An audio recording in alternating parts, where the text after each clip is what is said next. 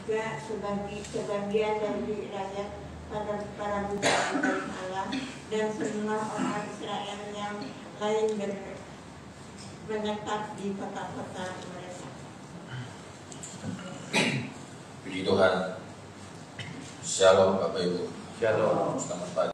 Kita akan belajar dari Nehemia pasal yang ke-7. Kalau saya amati kitab Nehemia ini banyak menceritakan soal membangun kembali tembok Yerusalem. Dan kalau kita amati juga Nehemia ini banyak mempelajari tentang manajemen membangun kembali tembok Yerusalem. Siapa Nehemia? Nehemia adalah orang yang ditunjuk oleh Raja Artasasta, Raja Persia pada zaman itu untuk membangun kembali tembok Yerusalem. Nehemia adalah seorang pemimpin, seorang leader yang bertanggung jawab dalam pekerjaannya. Dia orang yang takut akan Tuhan. Dia juga selalu mengandalkan doa-doanya.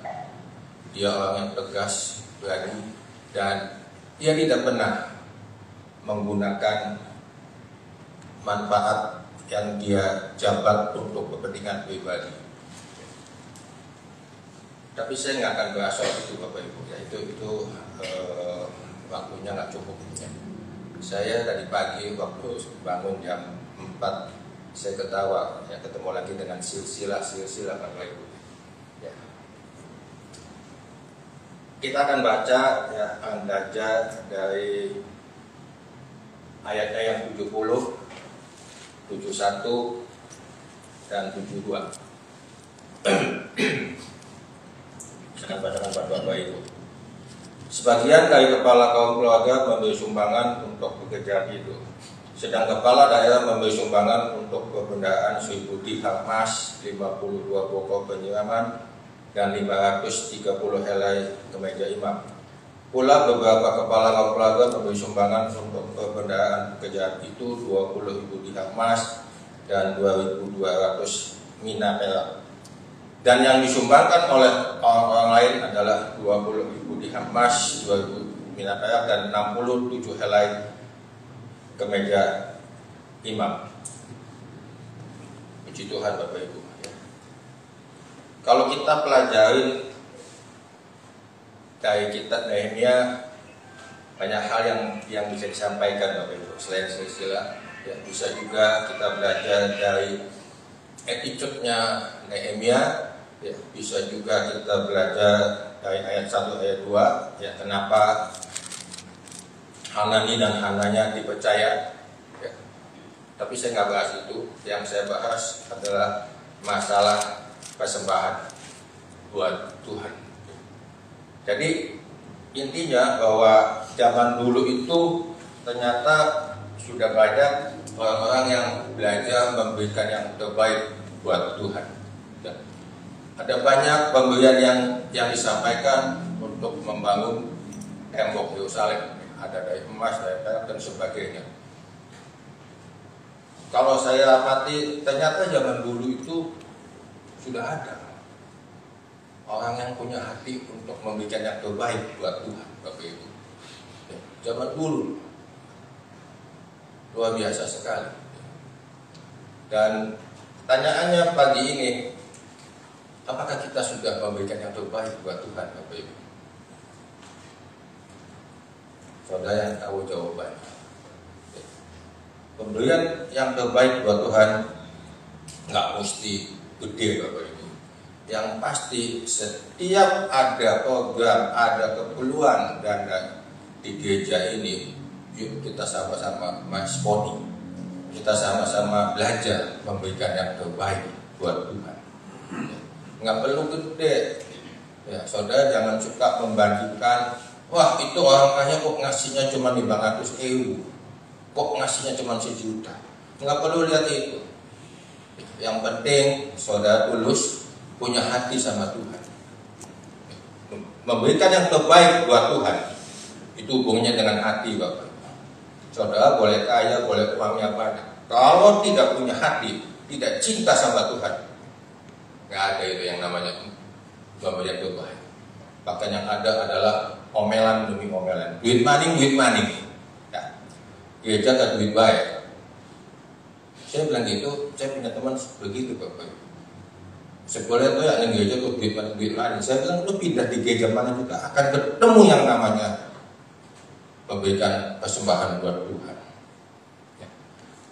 Dengar baik-baik Bapak Ibu. Tadi yang saya tanya, apakah saudara dan saya sudah memberikan yang terbaik buat Tuhan?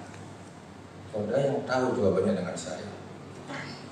Pertanyaannya lagi, apakah Tuhan sudah memberikan yang terbaik untuk hidupku? Sudah belum? Selalu. Dengar baik-baik.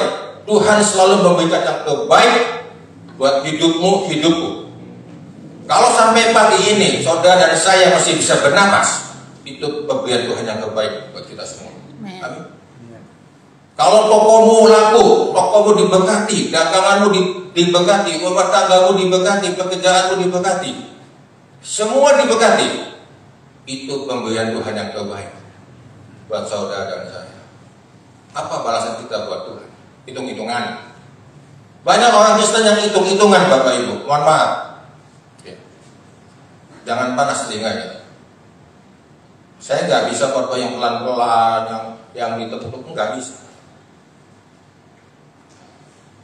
Tuhan tidak pernah hitung-hitungan sama Bapak Ibu, sama saya. Jangan pernah hitung-hitungan. Banyak orang Kristen yang hitung-hitungan sama Tuhan. Mau ngasih tuh mikir 2 kali. Mohon maaf, mau kolektor aja nggak ada uang kecil, dia keluar dulu, dia tukar duit kecil. Ngapain begitu? Kasih yang ada di dompet. Sekali-kali tuh nggak apa-apa ngasih uang gede. Kenapa mesti pusing-pusing dokter sana nggak ada, dokter sini nggak ada, akhirnya masuk lagi nggak ngasih. Begitu mau diberkati Tuhan? Tidak. Saudara diberkati dengan biasa-biasa saja. Berikan yang terbaik yang ada di dompetmu, Bapak Ibu. Tuhan sudah memberikan yang sangat baik buat saudara dan saya. Ya. Tuhan nggak pernah hitung-hitungan kok. Zaman dulu aja ngasih emas, ngasih perak segala macam, luar biasa. Saudara belajar ya, memberikan yang terbaik, maka hidupmu akan dipelihara oleh Tuhan dengan yang sangat baik. Mohon maaf Bapak Ibu ya, saya sampai hari ini ya, setua ini masih bekerja sebagai tukang lembah, Bapak Ibu. Saya tahu itu yang terbaik buat kehidupan saya. Saya tiap tahun ya, diperpanjang, Bapak Ibu. Sudah 6 tahun saya pegang pembina. Dan saya tahu itu anugerah Tuhan yang luar biasa. Sampai saya diledekin teman-teman. Toh lu sudah usia expired, toh digantiin anak saya aja. Anak saya yang lama di Bank Indah nggak diterima, lulusan Australia. Saya bilang itu bukan urusan saya, itu urusan SDM. Tapi saya mau katakan kalau sampai hari ini saya diberkati luar biasa. Saya belajar memberikan yang terbaik buat Tuhan. Ya, belajar memberikan waktu yang terbaik, pelayanan yang terbaik, dana yang terbaik. Setiap di gereja ini ada kegiatan apapun juga, saya belajar respon nih Bapak Ibu. Ya, walaupun sedikit, yang penting ada cinta sama Tuhan. Belajar. Itu Bapak Ibu dan saya ada cinta sama Tuhan. Ketika hidup ini ada cinta sama Tuhan, kita ngerti, kita tahu berterima kasih sama Tuhan. Apapun yang gereja ini butuhkan, saudara akan dengan sukacita memberikan yang terbaik buat Tuhan. Nggak ada artinya kita ngasih yang terbaik buat Tuhan. Tuhan jauh lebih baik memberkati kita luar biasa. Amin. Kita sehat pagi ini aja itu luar biasa Bapak Ibu. Saudara mau diberkati Tuhan dengan berlimpah? Belajar, jangan hitung-hitungan sama Tuhan. Mungkin saudara tahu kan, waktu kita SD hemat mahal kaya ya. Itu anak SD Bapak Ibu. Kita bukan anak SD kan? Itu anak SD yang belum kenal firman Tuhan. Tapi Alkitab mengatakan hemat pakai Dapat pangkal? Belum. Dapat pangkal? Apa sih? Kekurangan kan? Ada ayatnya Bapak Ibu, hemat pangkal kekurangan. Semakin kita menghemat, semakin kita kekurangan. Saudara harus belajar matematiknya Tuhan. Matematik dunia 5 tambah 2 sama dengan 7. Itu semua orang tahu, anak SD tahu. Tapi tidak semua orang ngalami 5 tambah 2 sama dengan 5012. Saudara pernah alami? 5 tambah 2 matematik dunia 7. Semua orang tahu. Tapi tidak semua orang Kristen ngalami 5 tambah 2 sama dengan 5012. Bingung kan? Itu nggak gimana? Kalau yang sudah pernah ngalami tahu 5 tambah 2 kenapa 5012? Artinya saudara bisa diberkati dengan berlimpah. Ingat cerita dua ikan di Mawati? Tuhan bisa memberkati 5.000 orang dan sisanya 12 bakul. 5-12 kan? Kalau saudara ingin memberikan yang terbaik, saudara akan menikmati matematiknya Tuhan. Berlimpah, diberkati berlimpah. Mau COVID kayak apa, hidupmu akan tetap dipelihara Tuhan, diberkati Tuhan. Tanganmu ngolah apa aja nih jadi berkat, jadi duit. Setiap langkah nih jadi duit. Iman itu. Tapi ada syaratnya. Berikan yang terbaik buat Tuhan. Gereja ini dibangun dengan indah karena di dalamnya ada anak-anak Tuhan yang cinta sama Tuhan. Kalau enggak bisa Bapak Ibu. Paling angel kalau ngomongin duit itu hitungannya matang. Kita kadang-kadang nggak sadar Tuhan sudah memberkati kita berlimpah. Kalau ada urusan Natal, urusan apa lagi, aduh minta ampun, wajahnya kemana-mana. Saya punya teman sampai hari ini utangnya banyak Bapak Ibu, miliar. Tapi ketika gerejanya membutuhkan dana, ngasihnya nggak tanggung-tanggung Bapak Ibu. Ngasih juta, 2 juta, puluhan juta, bahkan 100 juta. Saya mikir, hebat dia ya. Maksudnya buat bayar bunga bank kan bisa. Tapi dia tahu kalau saya sampai hari ini Kau Sugi itu semua karena Tuhan. Saya bisa punya rumah, bisa punya mobil, bisa punya toko, itu karena Tuhan sayang sama saya. Kenapa saya nggak sayang sama Tuhan? Dan inilah saat yang paling tepat buat saya untuk membalas cintanya Tuhan. Ketika gereja berbudak, berikan yang terbaik, maka hidupmu akan mendapatkan yang terbaik dari Tuhan. Amin. Ngomong sih gampang Bapak Ibu, ngomong gampang, ngedengerin gampang, tapi melakukannya, mengaplikasikannya yang sulit. Mohon maaf Bapak Ibu, saya bilang gini, saya nggak jual kecap, karena memang saya nggak jualan kecap Bapak Ibu. Saya jualan berkat bahwa Tuhan yang saudara saya sembah itu Tuhan yang luar biasa. Ya, Allah yang tidak pernah berhutang setiap anak-anaknya. Saya kerja di Bank Indek. Bank Indek itu bank kecil Bapak Ibu. Ya. Bunganya mahal. Tapi bagi Tuhan tidak ada hal yang mustahil Bapak Ibu. Ada aja orang yang mau, ada aja yang klepon. Kenapa? Saya belajar nyenengin Tuhan. Di tengah-tengah kelemahan saya belajar nyenengin Tuhan. Di tengah-tengah kelemahan Bapak Ibu, belajar nyenengin Tuhan. Kalau saudara dan saya bisa nyenengin Tuhan, enak Bapak Ibu jadi orang Kristen, enak. Enak saya kasih tahu. Cuma nyenengin Tuhan saja. Tapi kan tidak semua orang bisa nyenengin Tuhan. Kota mungkin bilang begini, Pak Sugi saya tidak memberikan yang terbaik juga diberkati. Saya setuju. Hobinya Tuhan itu memberkati anak-anak. Tapi pertanyaannya berkat yang kayak apa yang Bapak Ibu terima?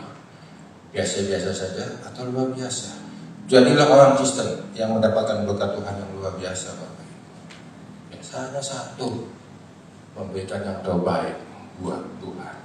Ya, kalau saudara jadi pelayan Tuhan, melayani yang terbaik. Saudara jadi WL, jadilah WL yang terbaik. Saudara jadi pemain musik, berikan yang terbaik buat Tuhan. Apa saja. Yuk belajar. Pasti hidupmu akan dibedakan dengan yang lain. Saya belajar, Bapak, menyenangkan Tuhan, dan bangsa saya dibedakan dengan yang lain. Istilahnya kalau Bang kecil itu buku 2, Bapak, mungkin Opang tahu. Bang yang gede-gede itu buku 4. Tapi gimana ceritanya kalau Bang buku 2 bisa ngambilin tiap bulan nasabah buku 4? Nggak masuk akal, Bapak Ibu. Tapi itu semua karena Tuhan. Yuk belajar memberikan yang terbaik buat Tuhan. Ya. Dunia boleh susah, Bapak Ibu. Kalau saudara dan saya tidak hitung-hitungan sama Tuhan, ya, hidupmu akan mengalami yang namanya tidak mungkin menjadi mungkin. Hidupmu akan mengalami mujizat demi mujizat. Hidup saudara dan saya akan mengalami yang Tuhan sudah sediakan buat saudara dan saya. Ingat, rancangan Tuhan buat saudara dan saya adalah masa depan yang penuh dengan harapan. Kalau saudara pengen menikmati rancangan Tuhan yang penuh dengan harapan, saatnya belajar memberikan yang terbaik buat Tuhan. Kalau saudara ingin menikmati bahwa Allah turut bekerja untuk mendatangkan segala kebaikan buat saudara dan saya, jangan hitungan buat Tuhan. Itu saja firman Tuhan pagi ini. Saya undang tim musik untuk depan.